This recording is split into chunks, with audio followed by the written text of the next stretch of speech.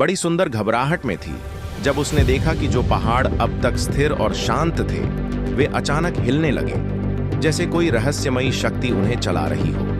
वे अब भी इस झटके से उबर भी नहीं पाए थे कि जंगल से अचानक एक भयंकर फेफे छलांग लगाकर बाहर आ गया। उसका चेहरा विकृत और डरावना था। इसके तुरंत बाद छोटे छोटे फेफे का झुंड तूफान की तरह उमड़ पड़ा। उनके अंदर एक अजेय उग्रता थी। यह नजारा देखकर सबके दिल की धड़कन तेज हो गई।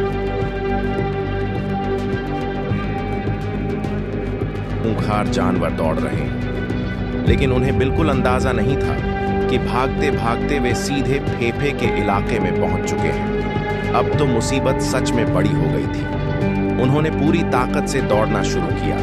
दिल जोर जोर से धड़क रहा था, सांसें तेज हो गई थी, लेकिन फेफे की गति इतनी तेज थी कि पलक झपकते ही जो धीमे भाग रहा था वह उनके पंजों में फंस गया।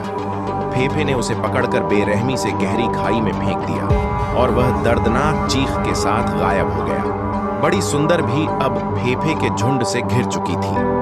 घबराहट में उसने दूसरी तरफ छलांग लगाने की कोशिश की, जहां जमीन सुरक्षित थी, लेकिन किस्मत ने उसका साथ नहीं दिया। उसके पैर थोड़े छोटे पड़ गए और वह खाई में गिरने ही वाली थी कि आखिरी पल में उसने पुल के किनारे को पकड़ लिया।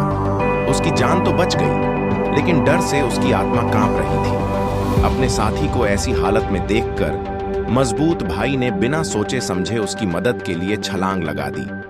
उसकी आंखों में दृढ़ निश्चय था, जबड़े भींचे हुए थे, जैसे कोई गुस्से से भरा शेर हो। लेकिन जैसे ही वह बड़ी सुंदर को बचाने के लिए आगे बढ़ा, उसने देखा कि वे दोनों अब पूरी तरह फेफे की सेना से घिर चुके हैं। चारों तरफ मौत मंडरा रही थी, बचने का कोई रास्ता नहीं था।